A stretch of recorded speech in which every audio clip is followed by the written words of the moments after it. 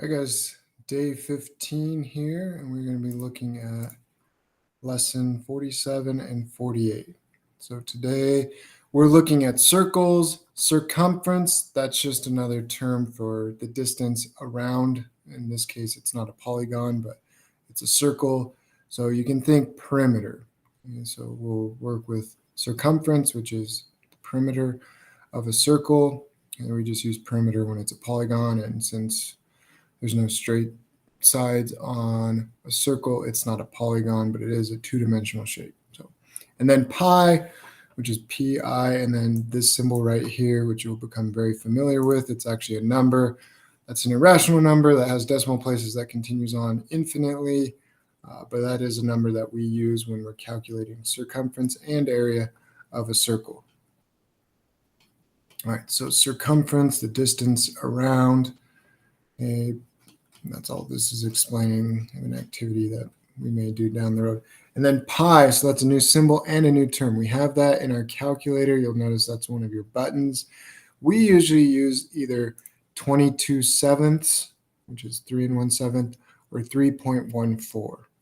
Or sometimes the problem will say just leave in terms of pi, which makes it nice because then it's one less multiplication that we have to perform.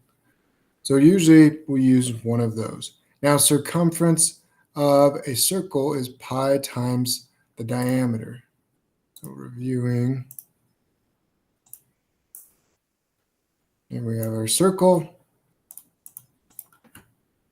And we have the center of our circle, and then from one side to the other is known as the radius from, it's not a very straight line, sorry.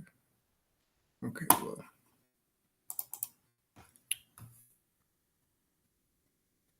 If we have a straight line going through the center, this is the diameter.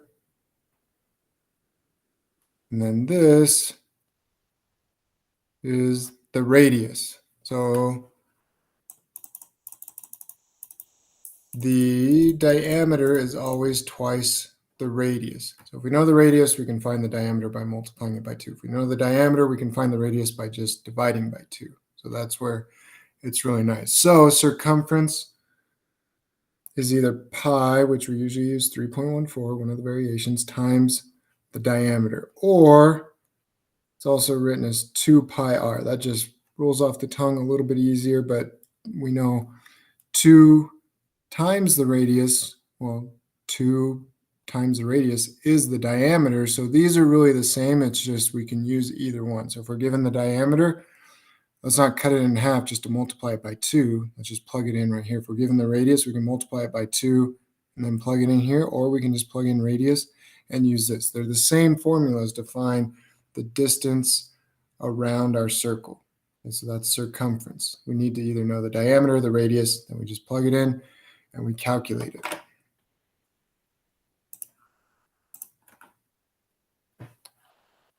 Okay, this little squiggly line, it's because pi does not equal 3.14. Again, there's decimal places that continue on infinitely to the right. So we have to round it at some point. 2 decimal places is where we usually do. So that just means, that little symbol means it's about 3.14. It's not exactly equal to 3.14. Okay, then we have our example here. Sydney drew a circle with 2-inch radius. What is the circumference? Well, let's take a look. 2-inch radius. So there's our circle. Okay, we have a 2-inch radius.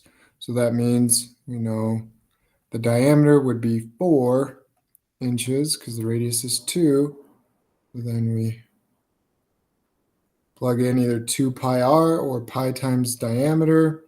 We get 3.14 times 4, which is going to give us,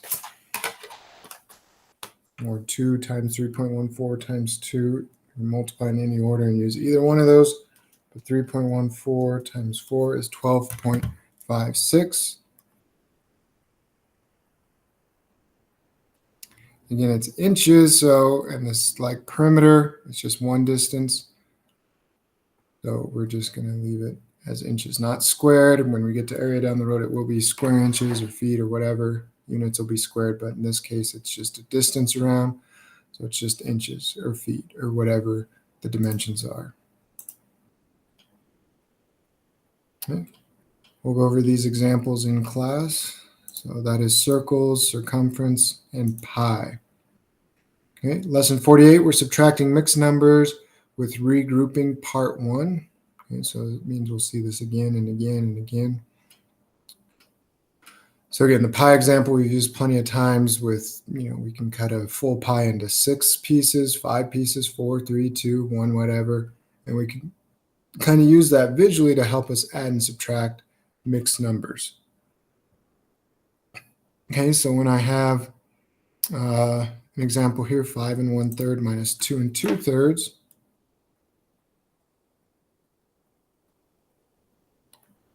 Already got common denominators. That's great. That saves us a step. Okay, but if I know this number is obviously larger than this number. So my solution, the difference is going to be a positive answer.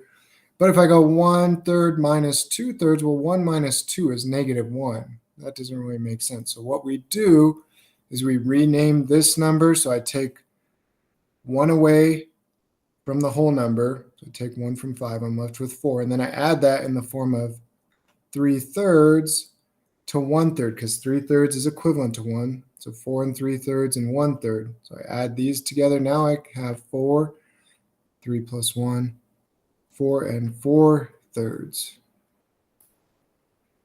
Okay, so it looks kind of weird because I have a mixed number and an improper fraction, but we're doing that so we can now subtract. So 4 minus 2 is 2. Still over 3, my common denominator. Now the whole number, just like when we're working with large numbers, we're adding or subtracting, we start furthest to the right and work to the left. Same thing with our mixed numbers. So now our whole numbers are 4 minus 2, which is 2. I can't reduce this down anymore, so we're done.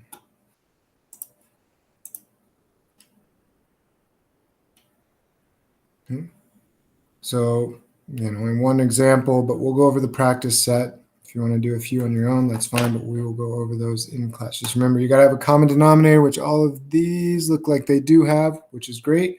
But then if the fraction is greater in the one that we're subtracting, 2/3 is greater than 1/3, we may have to rename our fraction and write it in a way that we have the ability to subtract the fraction on the right from the one from the left.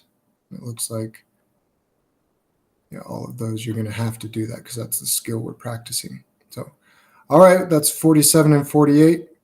We'll see you guys in class. Thanks.